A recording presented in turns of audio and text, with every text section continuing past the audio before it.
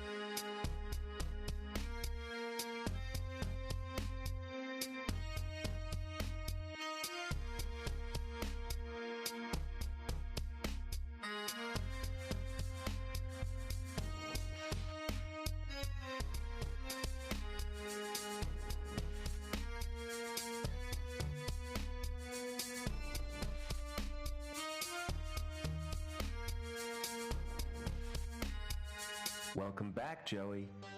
Is this the best shell you could find?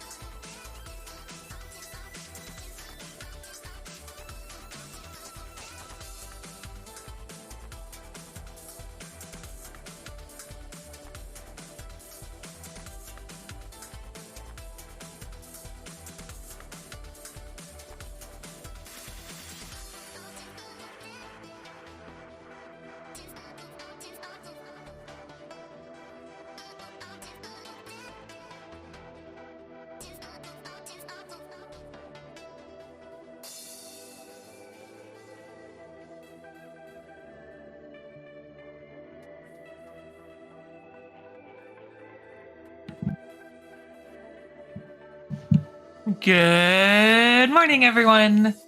It's me, your host, Happy Bear, and we are at Corathon, virtually, of course. I am so pumped to be with you today. We are raising so much money for a wonderful cause. Our friend Cora needs our help, and so far we've raised $3,725. Now, you may be wondering, you may have stumbled in here by accident. You may have totally forgotten what Corathon is all about. Well, I will tell you, Corathon is a mutual aid fundraiser raising money for our friend Cora. Cora is looking to move to a place who will accept her for who she is. Due to the anti-trans legislation in the state of Texas, Cora needs help with moving expenses so that she can safely move to a state with LGBTQ friendly laws and communities. We are here putting on this marathon to support and provide for a trans friend in need, and we are so grateful for any donations that you can provide to help. Type !donate in chat to donate. Well, as I said, we have raised so much money, and I'm so proud of everything that we have done so far. It is wonderful to see what happens when the LGBTQ plus community and allies come together to help one of their own. And we are going to do so much more today. Well, team, I think it's ready. Or excuse me, I think it's time. It's still kind of early for the happy brain, and sometimes I just say things and words come out. I'm sure you understand. I think we are ready for our first run of the day. It's going to be Spyro 3 by the lovely, the amazing RoadkillRevenge. Ready? I do believe we're ready for you.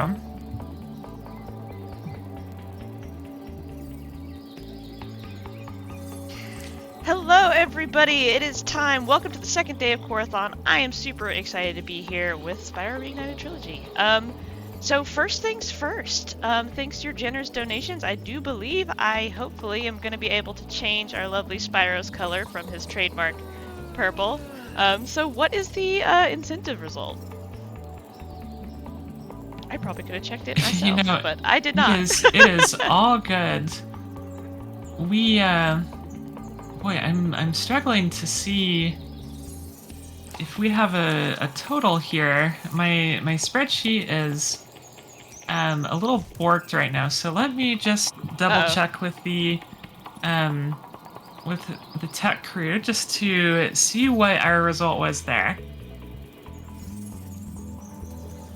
I mean, not to say that I don't love, purple and orange, because it's classic, but... And also, I just really love entering cheat codes, because this game has cheat codes, which makes me smile, because not many games still do that. Every 90s kid remembers putting in at least one cheat code. So I also am hoping that we get a good result for Spyro.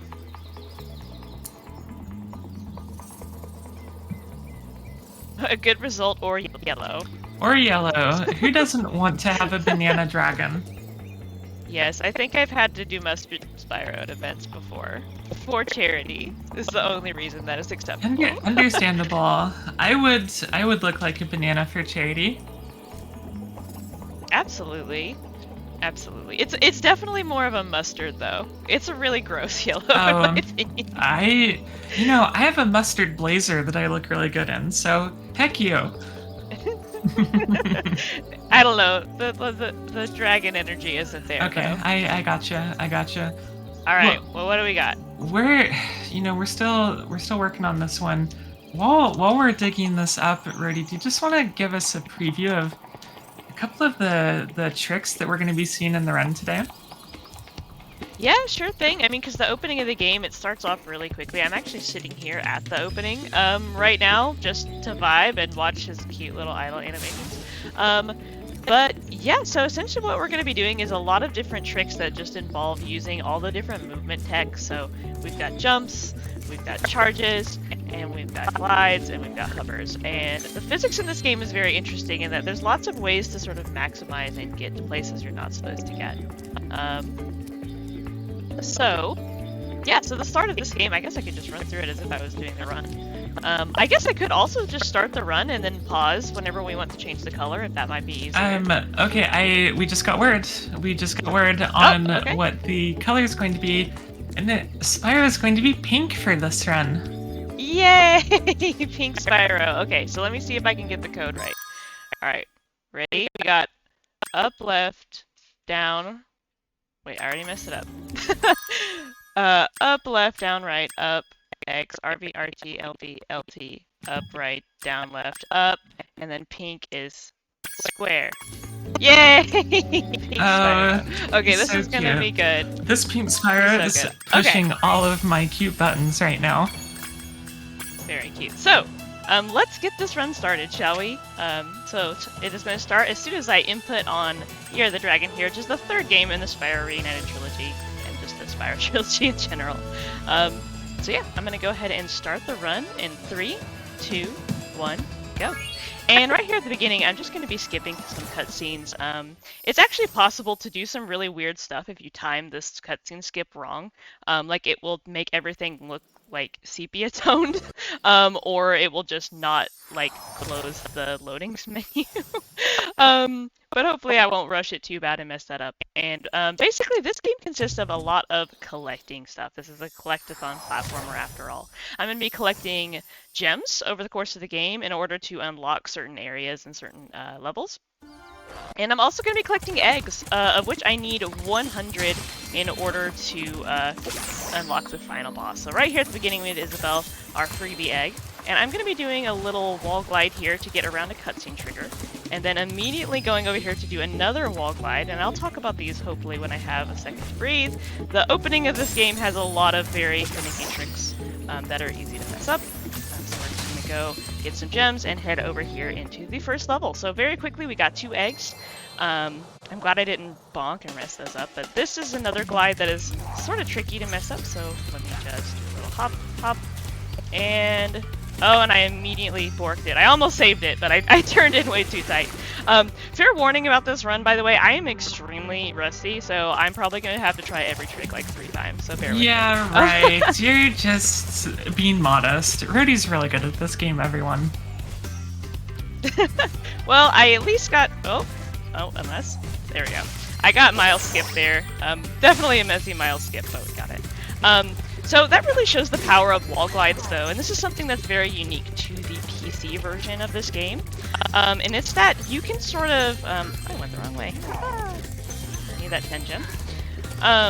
One interesting thing about this game is that the physics, especially on the PC version, is such that you can glide up these certain parts of terrain that are either invisible or don't look like you're supposed to be able to get up them. And we can use that to really get to different areas of the game way faster than intended. So yeah, I just did a couple of different wall glides there, and you're going to be seeing a lot of those over the course of this run. So once again, I'm going to be skipping that cutscene trigger. Essentially, there's a cutscene there where our lovely antagonist, I guess, question mark, Bianca shows up and gives us a speech, but you can avoid those cutscenes just by gliding over the triggers. And there's only 1 or 2 of them that we're going to be seeing during the run. So I'm just going to be getting more gems, talking to Hunter here. I'm going to be starting that's essentially the jump tutorial. And you can start it and then run into this portal and he'll still be at that position. Assuming you don't beat him. It's actually possible to get to the portal faster than Hunter gets to where he's going, and then you have to like backtrack. So we're going to be doing a little wall glide there to get up here a little faster, and then attempting a really cool skip where I jump off this terrain, do a couple little taps there, and I missed it. That's fine. We'll get a chance to redo it again. This is a really interesting skip because it allows us to skip paying money bags, and that's what a lot of the skips in this game let us do. Because paying money bags less often means collecting less gems over the course of the run. So that's really, really powerful. And this one in particular takes us right towards the end of the level as well. So it serves 2 purposes. And there's lots of gems and an egg up here, so we definitely want to make sure we can do this. So I'm just going to be collecting these gems, getting Claire, and running off here. You might notice that sometimes I run off at weird angles from these eggs. That is because every single egg is sort of a little bit different in the way that it controls your camera as you are like running away from it. And so being able to sort of control your movement fast enough coming out of those egg animations is one really challenging thing in this run. So now we're going to be going into this little mini-game area, and I just have to flame these ghastlies here, which I sometimes manage to mess up even though they're on a very set cycle. Something about them, they're just slippery. And speaking of slippery, the next egg I'm going to be getting is our first egg thief, which you might recognize if you've ever seen other Spyro games. But this one, luckily, is very, very easy to just scoop up. Honestly, the egg thieves in this game are way more forgiving than in a lot of other Spyro games, in my opinion. In Spyro 1, they're buttheads, but, you know, they're always buttheads, but... Okay, so we're going to be getting the last egg here. I'm going to be touching the wall before I go and trigger that. That essentially just means that she will just start opening that animation faster. It's a weird thing. Sometimes that egg does not want to hatch. Okay, and now we are already 2 levels down and heading back to Sunrise Spring. I'm going to be just collecting a couple little eggs and heading to a straightforward level if there's any other messages or donations. Yeah, we have a $100 donation from Anonymous with no comment. What? But thank you so much for that. We are getting our day off to a great start with that. That is fantastic. Thank you so much for that huge donation. Okay, cool. So I was able to open this portal to this level, Molten Crater. This level actually has an egg requirement in order to get into it. Especially with this first hub world, the routing of like what order we do levels in is based a lot on how we can most quickly get enough eggs to unlock some of these portals. So I'm going to be trying to avoid these enemies here, but and getting a little safety gem that I normally don't get, just because I had a bad vibe about my gem count. The gem routing in this game is pretty narrow, but I tend to just go off of vibes. I get the gems I like to get, and then just hope it adds up to the number I need when I need it. Okay, so we're just getting gems. This level's pretty straightforward, but is a nice one to have happen really nicely without taking damage, so I'm glad that worked out well for me. You're just gonna go ahead and exit level there. Normally you're supposed to exit level by walking through the portals that open up when you get to the end, but you can exit quicker just by pausing and exiting level. Another interesting thing about this game is that you actually have to complete each of these levels because there is at the very end, in order to get to the final boss, there's some sort of vehicle that all of our friends band together to get working for us. So like normally in some of the Spyro games, there'll just be whole levels that get skipped in certain categories, but in this category, in this game, you sort of have to do them all. So I'm just going to be going over here to the side to avoid talking to NPCs, because talking to NPCs is slow, and there's a lot of them that can get in your way. So like right here, I'm going to be doing a little jump glide to get over talking to Zoe, and then bonking for no reason. Definitely intentional bonk, yeah. Yep, that's how it goes. Yep. And now we're going to be doing the only out of bounds in this run. We're going to be doing a little wall glide to get up here, slightly unintended, letting this guy hit me once, and then while I have iframes, I'm going to be jumping through the wall and doing a little glide and heading into this portal, which is conveniently hidden under the world for us to find. So normally this level is a little mini area using our friend Sheila, who's one of Spyro's friends in this game. And you're supposed to actually pay money bags to free her. At the very, very opening. You might remember her, like, cage, where I did a skip at the very beginning of the game. But since we can get into the portal, we actually just don't have to have her free first in order to get here. So, technically Spyro hasn't met her yet, but here she is, causing problems on purpose for these Rhinox and destroying things, as she tends to do. Her redesign in this game is actually really controversial. A lot of people are very upset that they gave her hair and clothes. I honestly am not super strongly opinionated about it, but I know some people are very, very upset at the Sheila redesign. That's really interesting to me. What's the controversy? Oh, just that, because in the original game she doesn't have hair, like she's bald. Or she looks just like a kangaroo, and they made her look more like anthropomorphic. Okay, gotcha. Yeah. Okay, so now we are going to be getting an egg from our boy Bluto. This is some of the only really powerful RNG in the run. So hopefully he will not do bad. Okay, so we got the bad RNG Bluto, but that is okay. It's salvageable, it's just a little bit slower. This is one of the sort of optional eggs in this run. There are a few eggs that, depending on your level of like comfort and just your preference, and I meant to grab that and did not, there's eggs that you can route in or out, just depending on what we like to do. I tend to do Bluto just because it's not so bad compared to some of the other eggs, in my opinion. But it's really cool that in routing this game, you can just sort of choose based on your preference of what eggs you would rather get. Okay, so this is very slow Bluto because he got in his chomp cycle, but should be okay. And with the rockets I got, I should be able to have just enough to take it down. There we go. We exit area, and get one more egg over here. This is one of the levels where if you get Bluto, you just get every egg in the level, pretty much. And now we have a tunnel. Fun thing about this tunnel, on console, for whatever reason, the in-game timer, or maybe even in PC, it pauses on the in-game timer, I'm not sure. But the in-game timer pauses while you're in this tunnel, so on console, since it uses in-game time for the leaderboards, this is essentially like a free egg, because it just doesn't make the timer go up. Don't know why, it just does. Okay, so now we are here at the end of the level, freeing our last little seal friend. Oh. And after this, we have the worst part of the run, arguably. I don't know. There's another bad one later. We'll see. That just makes me angry. But this one is the one and only Speedway that we do in this run.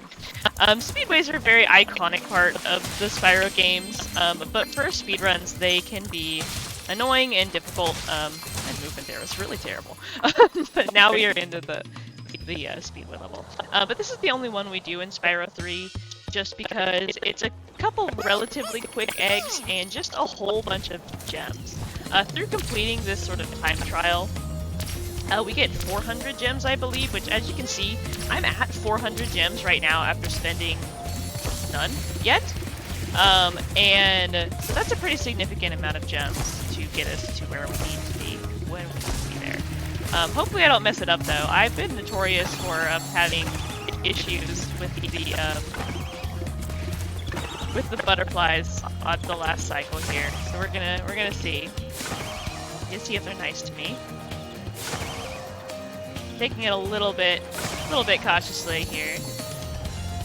All right, so these butterflies are just on the same cycle. They're not difficult at all. I just am bad at it. There we go, but I got it in one cycle, so I'm happy.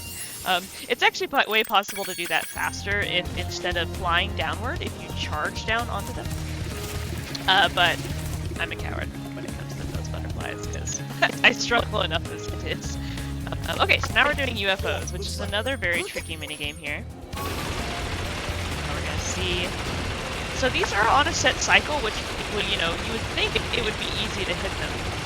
But there's just some quirks about the way that Hunter's plane works, but I got it very, very well. That wasn't the fastest possible cycle, but it was very, very close. Okay, and now we're gonna be doing some funky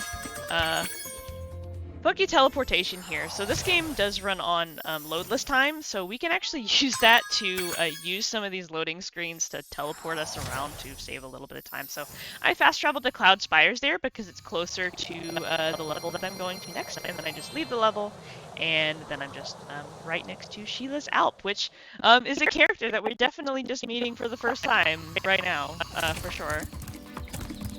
Definitely never met Sheila before. Now we give the bear some money. Yes, please, give the bear some money. Give all bears money when you see bears. That's the moral I took away from playing this game as a kid. Me too. That's why I'm a bear now. so people will give you money. Exactly. It hasn't really worked so far, but we're I have faith that it will. Yeah, stay strong. Stay strong. All you have to do is hold people captive and collect hostage payments if you're like this bear. Okay, so this level is very weird. There's a little bit of RNG with where the Rhinox spawn, and basically every hop Sheila does feels like I'm losing a second. So every time I have to hop like 2 more times to get to a Rhinoc, it's just like I can feel the timer go up. But what can you do? They just walk around on very awkward patterns. So now I have to destroy all these houses. And they will continue to spawn out of the houses though, and hide behind them and hit me apparently. And you're supposed to actually like get up. Oh my gosh, they are bullying me. I don't know if y'all saw that. They both hit me like at the same time, and now I have no sparks. Which I guess would be a good time to explain how sparks works and why this is actually really bad for this part of the run. So I'm gonna lose a bunch of time and go over here and get this extra fodder to heal Sparks. So Sparks is essentially our health bar and our helper. He collects gems for us, so we don't have to actually like run over and collect the gem. And he also takes damage for us so that we don't die instantly. So you might notice that by default he's yellow. That means he's at full health, and then he goes to blue when he takes 1 damage, green when he takes 2, and then he disappears completely after you take 3 damage.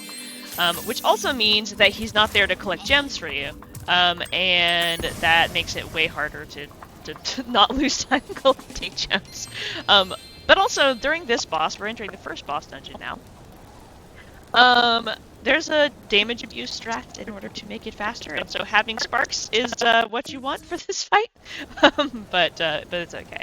I was able to back up some fodder to heal him up a little bit, so we should be okay. I just might take it a little bit safe, because Buzz is a meanie head who just sometimes decides that he wants to cause problems for this speedrun.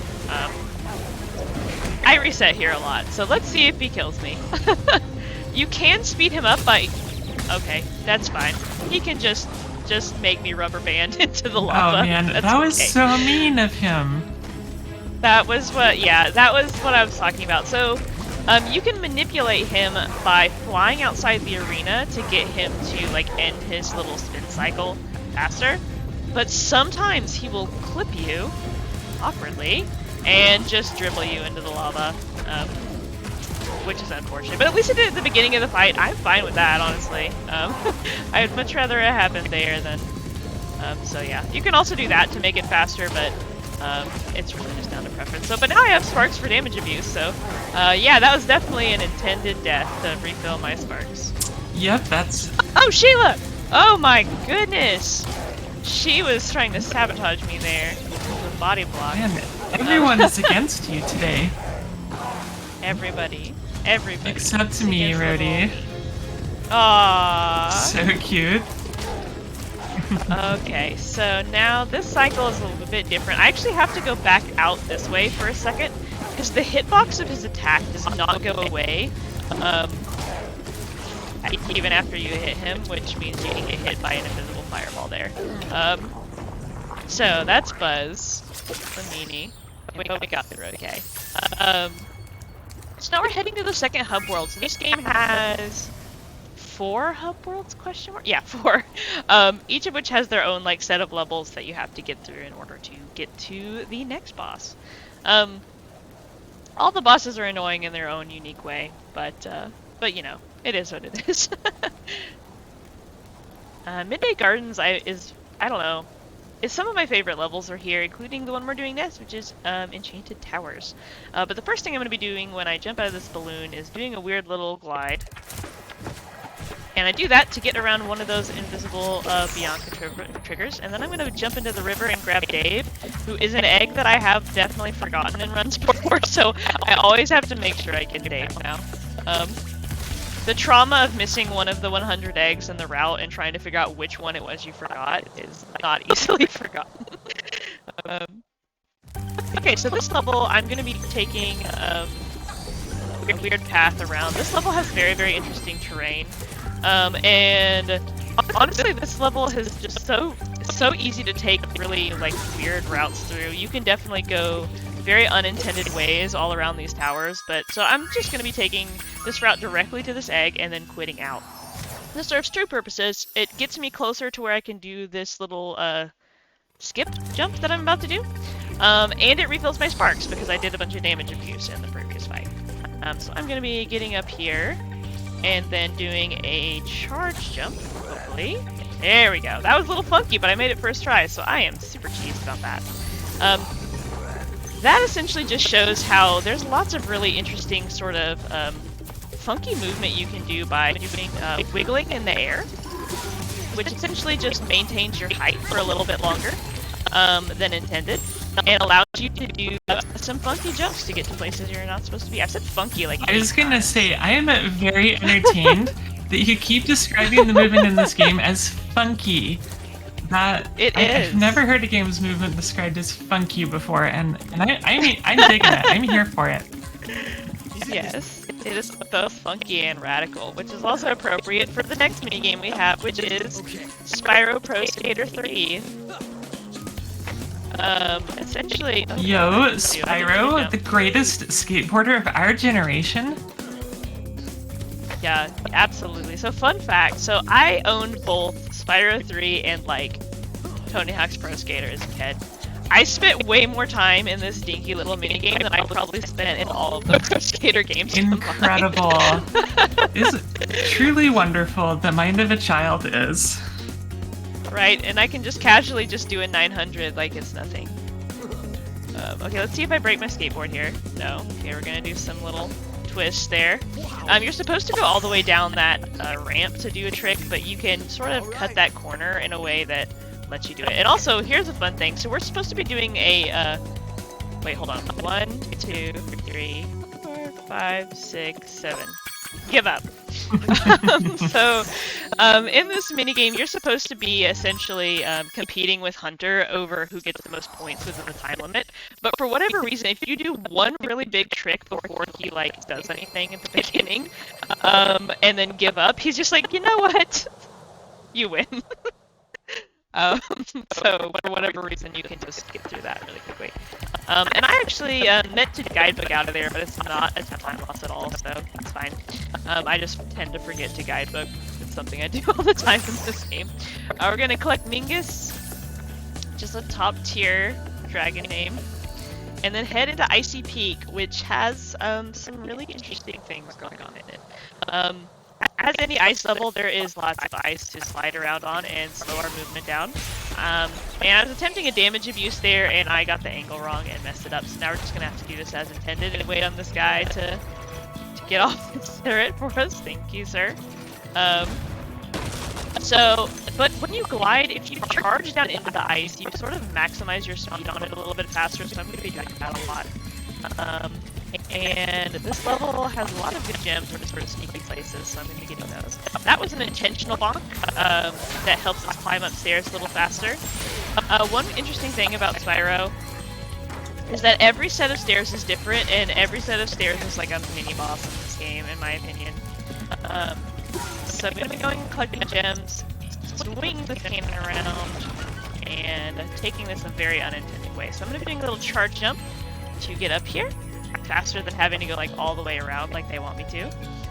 Getting this egg, collecting these gems, as we do in Spyro games, doing a little bit of a blind jump there. That's one that I used to mess up a lot when I was figuring out the camera angle. And now I'm going to be doing what is called a Maynard skip. Yeah, I got it first try. Cool.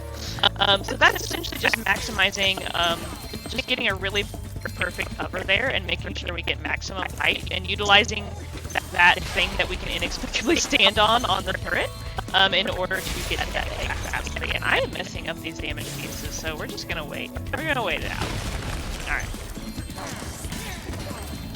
Alright, and now we have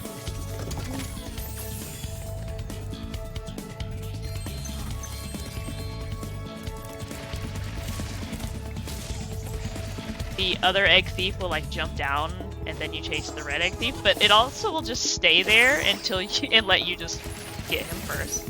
And then I'm going to be taking the yellow thief backwards because he will not run backwards. There we go. So It is possible to miss that egg thief. And if you do that, it is a pain. And there's a humongous time loss, so I'm glad. I thought about taking it safe and like slowing down and using my flame instead of my charge, because that's a way to make sure you do it a little bit safer, but I went for it and we got it, so. Okay, skipping that cutscene trigger again, and heading to our next companion character. Whoops, Sergeant Bird. Are there any other messages and donations in the meantime? Absolutely. Well, everyone, we've got a great foundation and momentum going on right now. So I just want to remind you, we have a few options for donating. You can donate through our GoFundMe campaign that we have linked through !donate in chat. Or you can donate directly to Cora's Venmo as an alternate option to avoid any GoFundMe fees. Also through the donate command in chat as well. Whichever option you feel most comfortable with, we have something available for everyone to donate to an amazing cause, our friend Cora being able to get out of Texas. Awesome, yeah, be sure to get those donations in. Okay, so this level is very annoying because Sergeant Bird moves very strangely. He is very, like, inertia-based, and his missiles do not go in a way that makes any sense. It's very vibes-based level. That can be very frustrating. I've had an issue before where he'll just start, like, spinning around for no discernible reason and not flying in a straight line. But it ended up okay, and I was able to very quickly grab some of those gems before it teleported me around to exit level. That actually was a pretty decent Sergeant Bird level. We are going to be seeing him again later in the run, very, very briefly, so be prepared for our penguin pal, who can definitely fly. Okay, gonna be doing some more cutscene skipping here, or dialogue skipping, I guess. And this level is weird, so for some reason, whenever you enter this level, there's like 4 seconds where the screen is just black. And it's actually faster just to quit the game and reload it than it is to sit there through just waiting on it to let you start moving. So I'm just gonna be doing that. You can also do a frame perfect trick in order to avoid that a little bit faster, but I've only got it once. I did try for it sneakily, but you know, was not planning on it. Okay, so that was a sort of unintended shortcut there that I took. To go over here to our friend Michael, jumping into the water on accident, jumping into the water on purpose, and then getting to the end of the level. Thelonious is the egg we get there. I love Thelonious just because it's fun to say Thelonious. And this level's probably honestly the fastest because there's just a couple eggs in very short succession, and then we leave. Pretty straightforward. There are jumps there that I have definitely messed up before, but not today.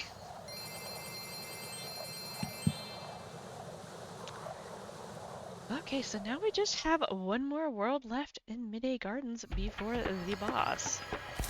This one is Bamboo Terrace, and there is a fun little skip that I'm about to do right here involving these urns. So we're going to be blowing up these urns. There's an egg whenever you blow up all the urns. I'm going to be skipping that one that I walked past, climbing up here to this egg, shooting this 4th urn.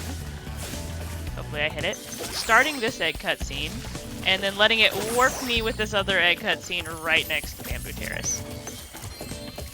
It's a fun and very, very easy little time save there. Okay, here at the very beginning of Bamboo Terrace, though, I have a very tricky wall glide that I'm going to be doing over here on the right side. Hopefully I don't mess it up. I'm going to set it up a little bit more carefully than normal here. We're going to be doing a big wall glide, hover, turning the camera, and another wall glide. Wow, that was actually really good. Let's go.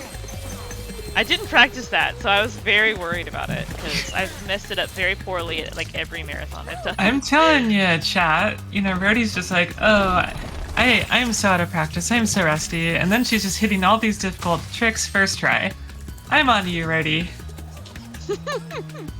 Well, now we're gonna get Pee-wee. That's another egg thief that we can manipulate by essentially being at the place he's about to land when he gets there, and then we don't have to chase him around.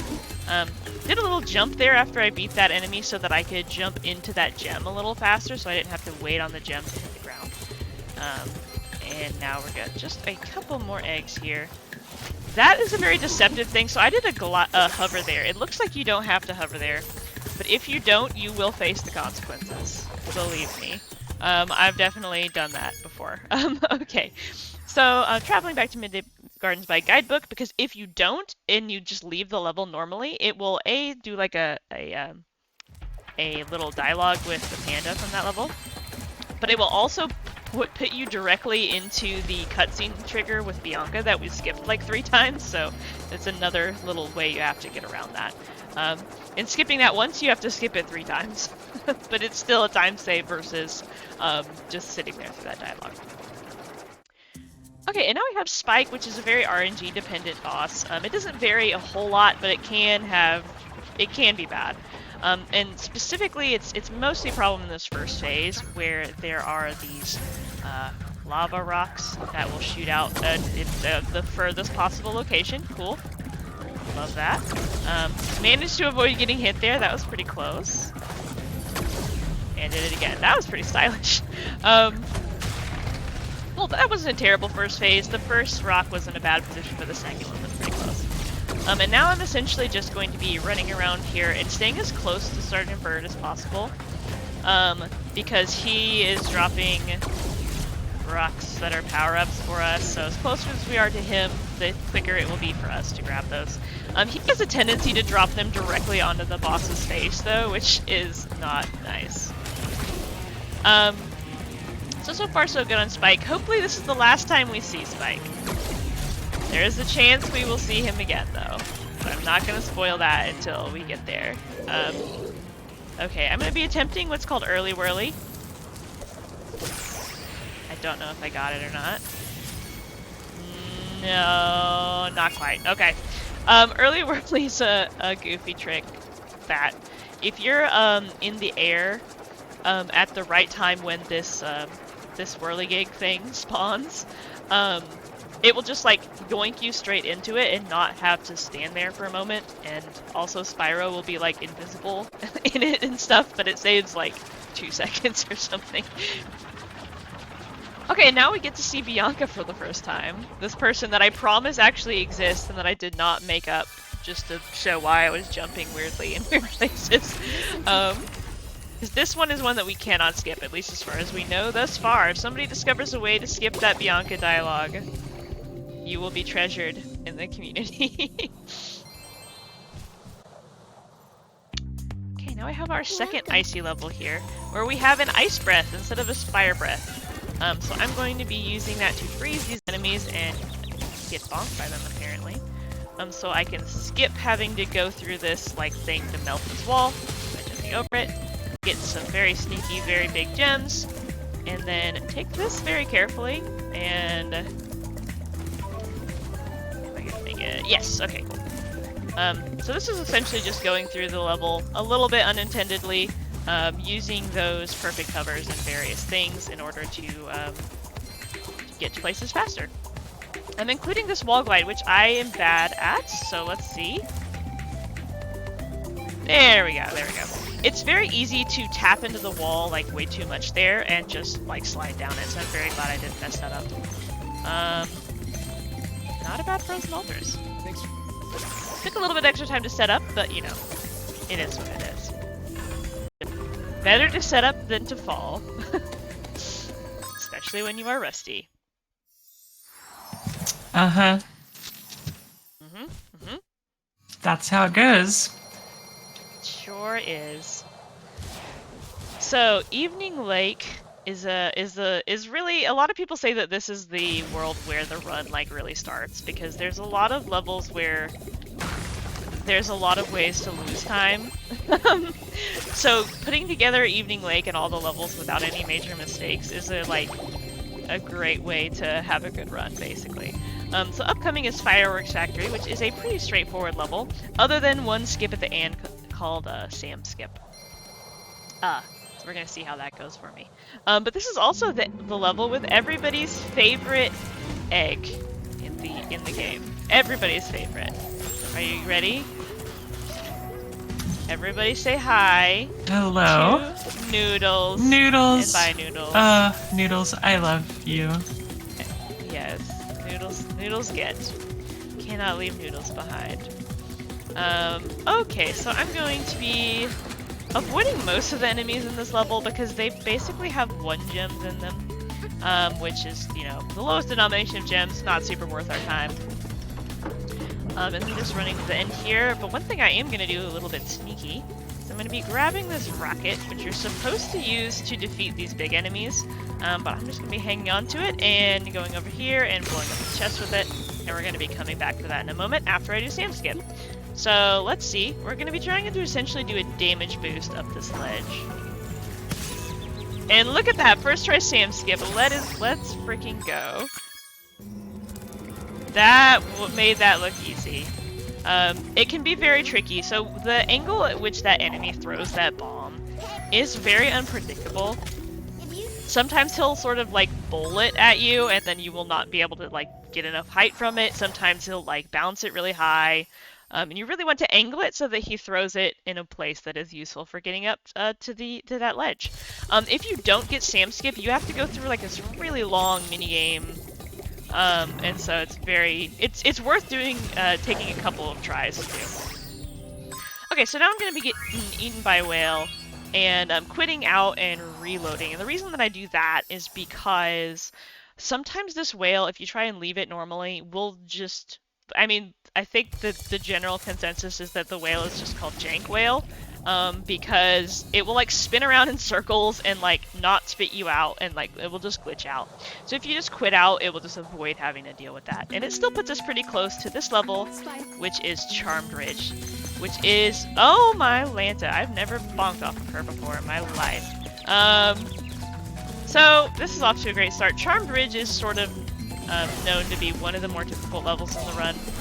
There's a lot that can go wrong, and there's a lot of things you have to put together in order to get through it. So I might be a little bit on the quiet side as I get through this level. I am going to be doing a wall glide here. There we go. Rarity, is now a good time for a message, or do you need complete and total silence? Yes, please. Please give messages. Perfect. I have so many messages, but number 1 is Corathon is an impromptu event. This was not super planned. This was just something that kind of spontaneously generated as a way to help our friend Cora, and it could not have been possible without the help of all volunteers, runners, and most importantly, you, the viewers and donors. We appreciate any and all support that you can give Cora in her time of need so that we can help someone move to a place that will respect and protect marginalized communities. Make sure to type !schedule in chat to see what you can look forward to this weekend. And in addition to an amazing cause, you can type !incentives in chat to see our open incentives that you can make happen with your donations. How we doing, Rody? Do you, We are doing great. So far, so good. Okay. This area, despite it being whimsical and delightful mushroom level, is evil. So I'm just bad at the mushroom platforming in this level, especially there is a skip coming up called Mushroom Jump that is very, very difficult. Some good news though is that I am extremely ahead on my gems, so I've been doing very, very good at my gem routing. I was worried about that earlier in the run. You know, as far as mushrooms go, depending on whether you watch Star Trek Discovery, The Last of Us, or are a Stardew Valley player, mushrooms can be anything from world-destroying organisms to a method of traversing the universe to just a way to make your player character barf. So, lots of people have lots of different opinions about mushrooms. It sounds like the Spyro community maybe doesn't have good feelings towards the fungi. Yeah, absolutely not. Okay. We're on 3rd try on this jump. If I mess it up one more time, I'll just do it the other route. There we go. Okay, got it. Mushroom jump, get. I just that jump is such a wall for me, and I get so frustrated when I don't get it. So I'm glad that I got it. Okay, let's see if I can get the swag double head bash. I did. to get some very juicy gems and head to the end of this level. This has actually been going pretty well for this level. There's just a lot, like I said, that can go wrong. A lot of platforms that are easy to mess up. A lot of random enemies that can bonk you. And then there's the mushrooms. So, but now I'm essentially just making it through to the end of the level, and letting the fairy princess run away with her bad boy cat boy boyfriend as the plot. Because the plot of the Spyro games is very, very, very, well known and critical to the experience. I mean, that's why people play Spyros, for the plot, right? Absolutely. Okay, so next up is Lost Fleet, which has a possum character in it, so it is the best level. Let's go. Right over here. We all love possums. Right. This level has another really cool wall glide right at the beginning that lets us take it sort of backwards. However, it is still an escort level. So even though I could go right to the end of the level, like right there, I still have to go and blow up these walls in order for Ed, our friend here, to get to the end of the level with us. So I'm going to be doing some weird unintended jumps here to take this egg Chad, and then heading into subs, which is one of those optional eggs like I mentioned earlier. And this one is really annoying. So it's a cycle-based minigame where you're just having to shoot these submarines, but it's very finicky, and if you mess the cycle up, which I will, you essentially just have to scramble to figure out where all these subs are. So let's see if we can at least get these first two.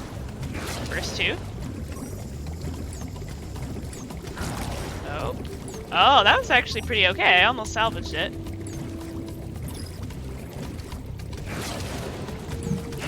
Where's the last sub? This is the problem, is when you're off cycle, there's one left. That was actually okay. That was actually okay for a marathon subs. I will take it. Okay, whew. I was very worried about that.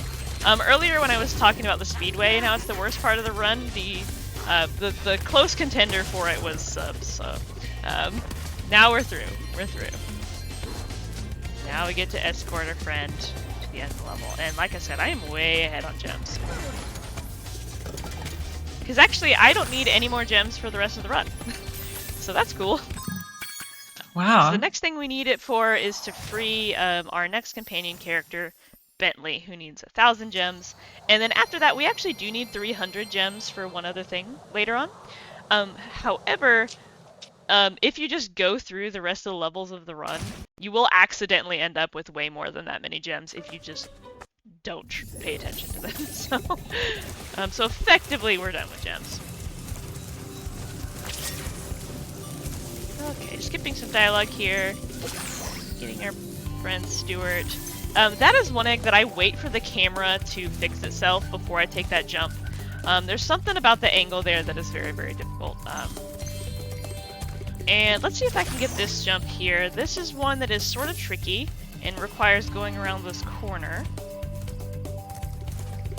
I'm not confident. Let's go. Okay.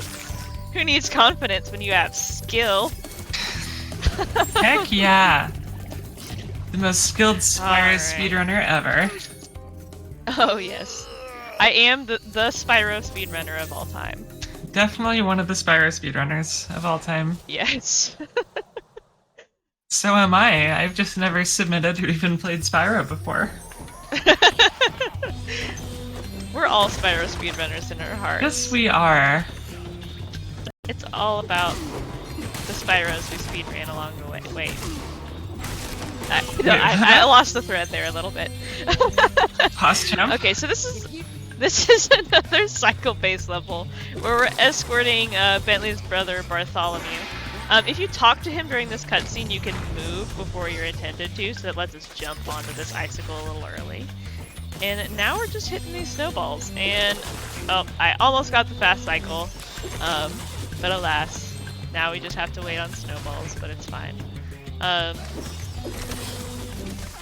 This is in my opinion, this level is very difficult to get the fast cycle on, but you know. It's at least a pretty chill level after, like, having some very difficult levels in Subportal. A pretty chill level? Are you kidding me, Rody? I am not. I said what I said. I know what I did. I can't believe it. Yes, you can. Yeah, you're right. I can't believe that you would say something like that. Oh, goodness. So, basically what I'm doing here is just pushing these boxes around. You can push them a little faster by sort of, like, getting the edge of them. But it's really, like, a very marginal time save. But there's, like, nothing else to do in this level. One thing you want to make sure not to do is get in front of Bartholomew, because he will, like... If he, like, senses weakness, he will get stuck on terrain. So it's like... Being patient in a speedrun. So it's like me and eyeliner. Yes, exactly. If the eyeliner senses weakness, it will smear all over my face. Not even just my eyelid. Yes, I never thought I would, you know, come to the conclusion that Bentley's Outpost is like eyeliner, but you're not wrong. I know I'm not. Okay. So this boss is where we either get a 2-minute time save or we have to do another boss. So Scorch's Pit is a level where we can do this trick called rocket storage, and this is really like a very key part of the run. So basically what I'm trying to do is A, get through the boss quickly, and B, manipulate the boss in order to get a very difficult trick. It's not quite frame perfect, but it is pretty close. So I'm going to be standing under him as much as possible and trying to get Bentley to throw a red. He's throwing only greens right now. Bentley has an inventory of 6 rockets. 4 of which are red and 2 of which are green. I should probably be leaving the greens on the field to make sure he'll drop a red, but I forgot how that part works. But I got 1 red, so that's good. We only need 1. And now we're essentially just going to be leaving rockets on the field to try and make sure we get a green at the end of the fight. And I'm already doing poorly on this boss. My manip is failing. There we go. I was way more worried about the rockets. I got a little bit of bad RNG to start there. Oh my god, what is happening here? This is chaos. This is a bad Scorch fight. You've been having some very mean bosses today. Right. Move, please. Thank you. Okay, hopefully I'm not going to drop him again. We can continue to manipulate him until he has 1 hit left.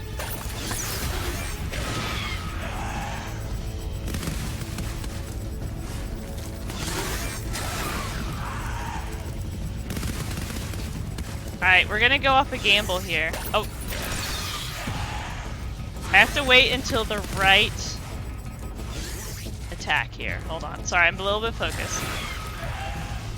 He's doing the wrong attack repeatedly. Okay, here we go. I was too early. I was way too early. Okay, that's fine. So, yeah, essentially what I was trying to do there, while I was being awkward and focusing and trying to talk and not making any sense, was that I was trying to manipulate Bentley, so he was about to throw a green rocket. And essentially, I need to get the last hit on the boss on the frame where Bentley starts the animation to throw the rocket, but where the rocket hasn't spawned yet. If you do that, he continues to throw the rocket after, like, the boss ending animation continues, and then the rocket is still on the field, and you have enough time to grab it before leaving the boss arena. If you do that, you then have rocket breath, basically, instead of a flame, and you can use that to skip paying money bags in a level and saving like 800 gems. But luckily there is a backup for it, because there is another storage we can get called Purple Rock Storage, which is much easier to get, but just loses some time. So I'm going to be getting this egg, and then heading back to see our good friend, Spike. So, I said I was hoping not to see him again, but you know what? Whenever Scorch is mean to me, Spike has my back, so, you know, it's hard to be too mad. What a pal. What a pal. What a pal. Alright, back to hoping for good RNG on these rocks. Oh. Yeah, and this trick actually works in a very, very similar way. It's just way easier to manipulate, because rather than having to do it with very precise timing, you essentially just have to make sure that there is a rock on the field when you beat him, and then you can pick up the rock. It's very, very easy to do. Even casually, like, this is something you could do for fun, if you want to just glitch it out and have permanent, like, explosion breath.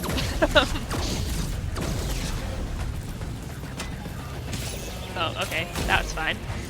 My favorite thing is when Sergeant Bird drops one of the rocks directly in the fire. Like, thanks, bud.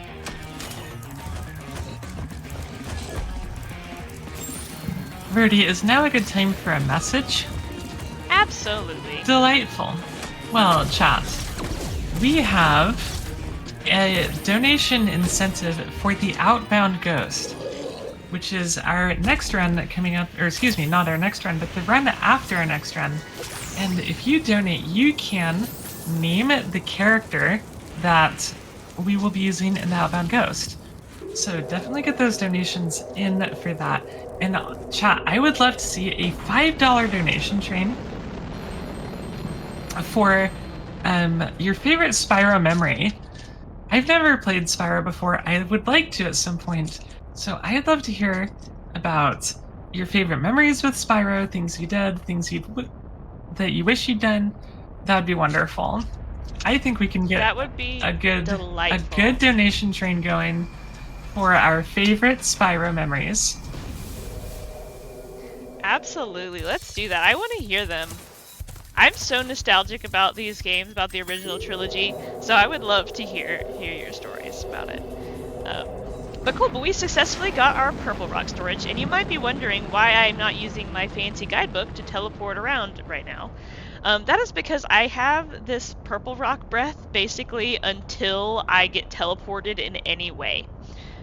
So that basically means that we get to use it for one purpose, unfortunately, and that is to use it to teleport to the end of a level, and you'll be seeing that in just a moment. But yeah, but it's until then though, I have basically permanent purple rock breath, and you'll see that in just a moment. I can just shoot, and then that is my breath now, which is pretty fun.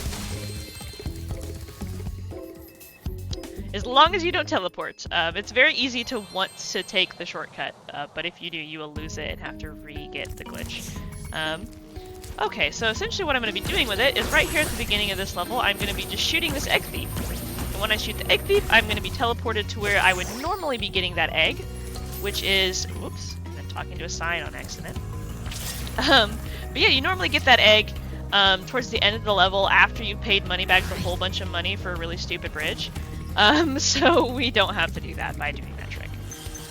And now we get another really cool trick. I'm going to be falling off this bridge on purpose so that we can glide and skip a good portion of it.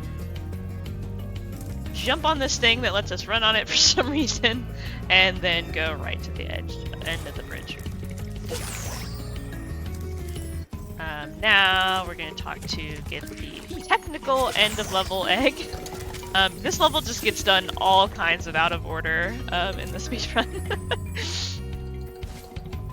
And then just a couple more eggs here. This level's pretty chill once you get that storage trick. Whoops. Especially once you are able to glide around. You know, we do like a chill late game level. Right, especially because the next one is not chill. Okay, hopefully I didn't mess that up. Okay, I got plenty of height there, good. I'm a little bit worried about my height. You have to glide really far out there or else you will run into like some invisible geometry and fall, so I'm glad I didn't do that on accident. And next up is another very dreaded trick of this run, which is torch jump. So I'm going to definitely be needing all the hype in chat to get through this jump. I practiced it, but like I said, I'm rusty, so we're going to see how many tries it gets me. My prediction is 10, so we'll see. We'll see. Basically, I'm going to be doing a perfect hover to jump on a torch and jump to the end of the level. It sounds super easy, but it is not. So bear with me here. Okay, try one.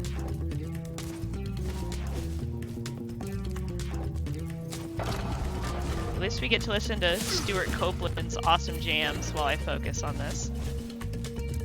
And now would be another good time for some messages while I try and get through this. Perfect. Well, we have a Cora sighting in chat. So, hi Cora. We love you. And again, just want to remind everyone about that Outbound Ghost Name the Character incentive. This is your big chance. If you want to name a character Bodie McBoatface, then you definitely can do that. Assuming that other people also donate for that. But yeah, again, just want to remind everyone that Corathon is a fundraiser raising money for our friend Cora. And if you would like to donate to that wonderful cause of getting our friend out of Texas, which is doing so much awful anti-transgender legislation right now, we definitely don't want Cora to be subject to that at all. So we are raising money to help Cora. So everyone, please get those donations in. And we are at, let's see, what are we at on our donation total right now? We're at $3,725, which is so incredible that we've been able to raise so much. And I, chat, would like to see 4,000 by the end of my hosting shift in a couple of hours. I believe that we can get there. If everyone... Oh yeah, we could... Absolutely. If everyone watching donated $5 right now, we could get there right now. Awesome, thank you so much for that. So I got through Torch... I wasn't counting, but I think it was like 6 tries, so, you know... Let's go. You know, I'm happy with that, considering how hard of a trick it is. And then I accidentally started the slide here. So we're just going to do the slide normally. I was about to say that I'm going to be jumping over the slide sort of like the other one, but Spyro decided he wanted to have a little wiggle. And once you get on this slide, you cannot get out of the animation until you complete it. So we're doing that as intended, I guess.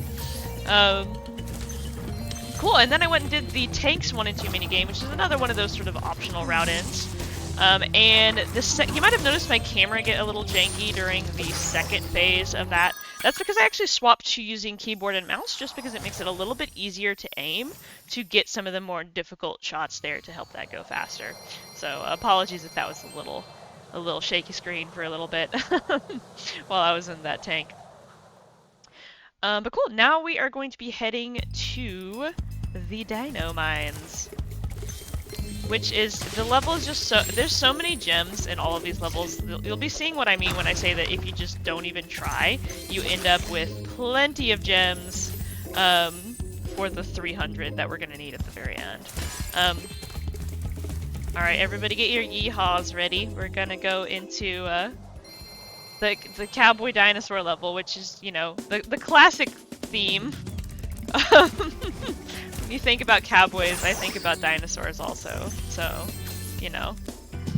Okay, now I'm going to be taking a little skip here. Hopefully I get that first try. Awesome, that's a pretty tricky jump. There's a very specific way of getting around it that is not very intuitive, so I'm very glad I got that first try. Now I'm just going to be going through this level. These enemies are very, unless you know the trick to them, they are very difficult to damage without taking damage, but you essentially just have to make sure you flame them, because if you try and just charge toward them, they will shoot you first. So hopefully we avoid that here. I'm going to be taking a charge jump, flaming this guy, and then going around this one. They will sort of combo you down sometimes. And it's really the most difficult thing about this level is just dealing with the enemies and then running to the end here. To our friend Sheriff Wyatt. And there we go, those dynamines. And done in a blink, basically. Would that we had more time in the dino mine. Doesn't... Right. Cowboy dinosaurs. Who doesn't love the cowboy dinosaur level? I think 100% players, I guess 120% players, really don't like that level. But we don't have to go into why. But there's a lot of more difficult things that they have to do.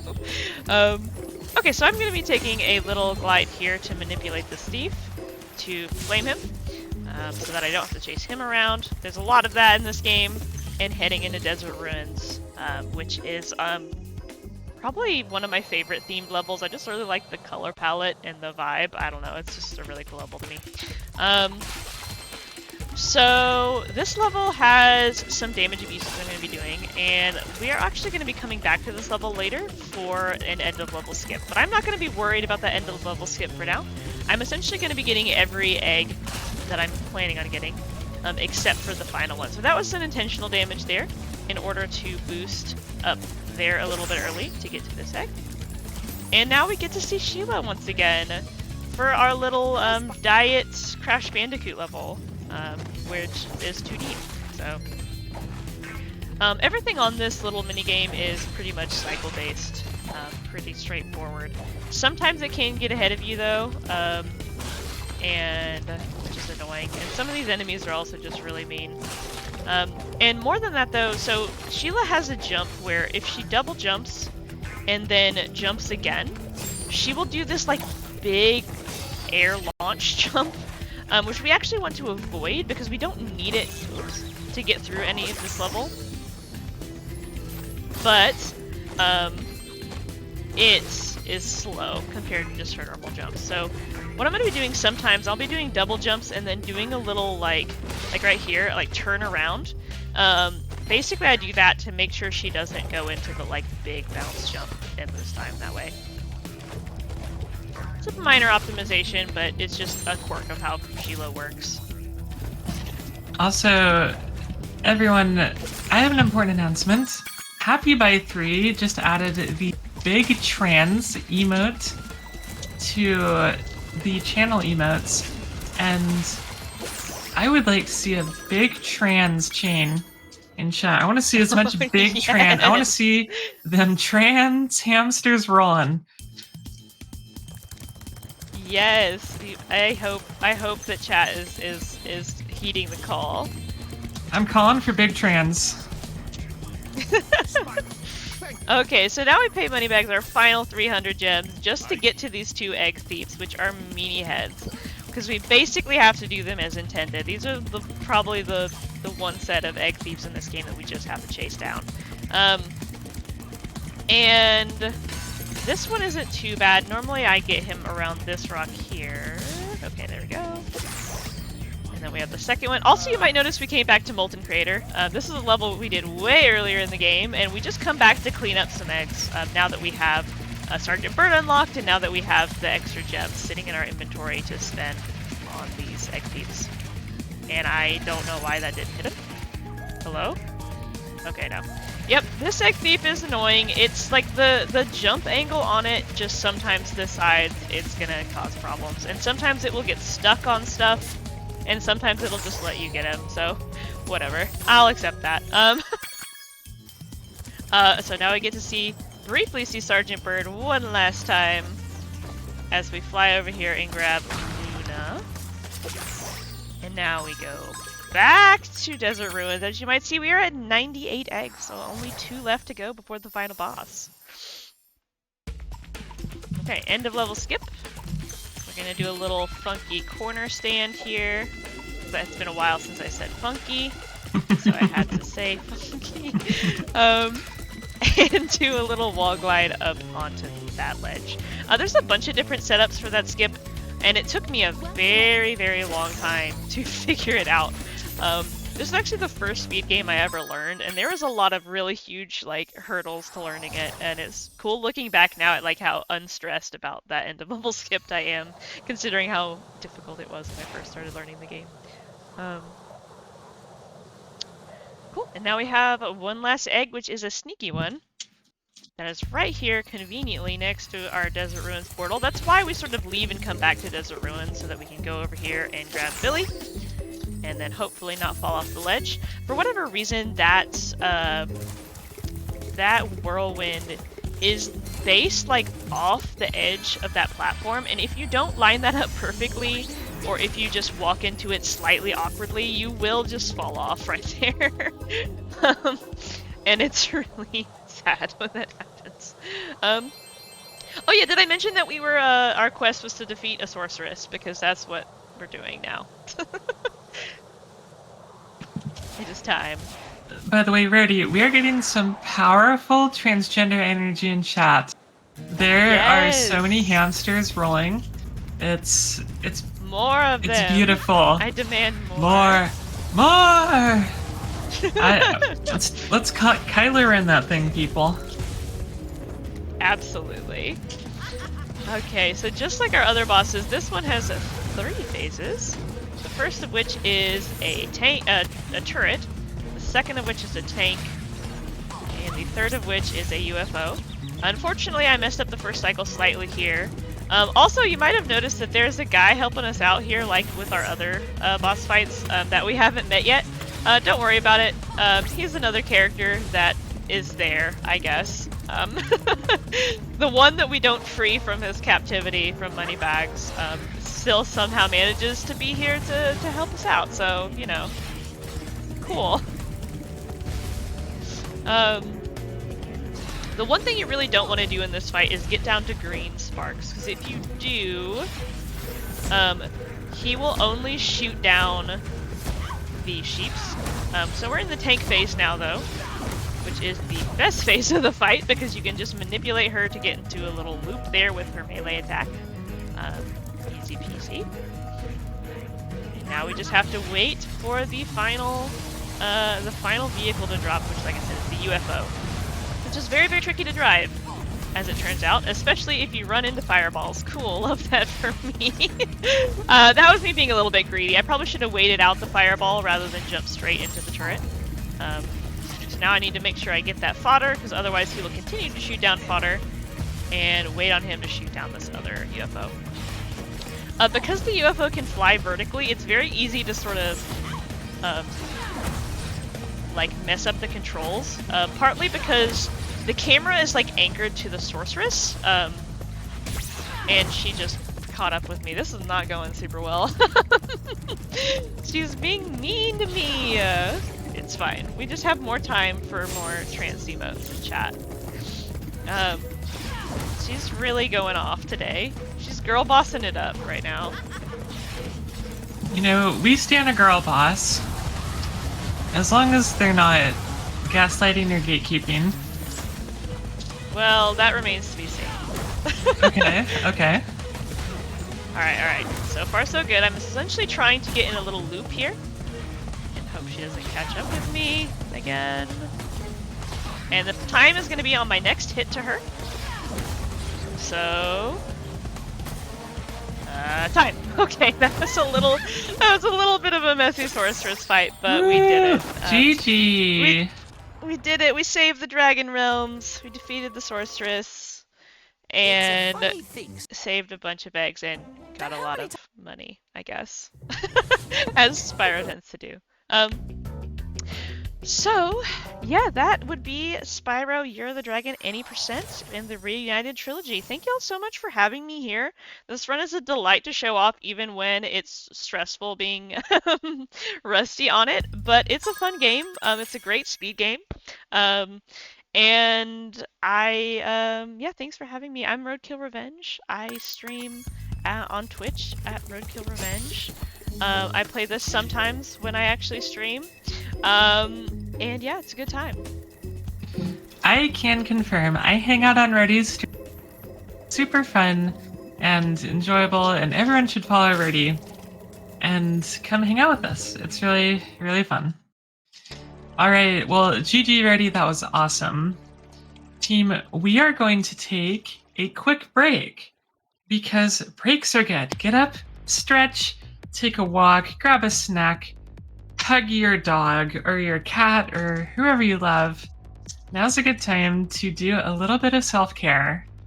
So we'll be right back in just a few minutes, and our next run is, this is super exciting, Portal 2, all main courses co-op. So we're going to get to see 2 robots flying around. It's going to be delightful. We'll be right back, everyone.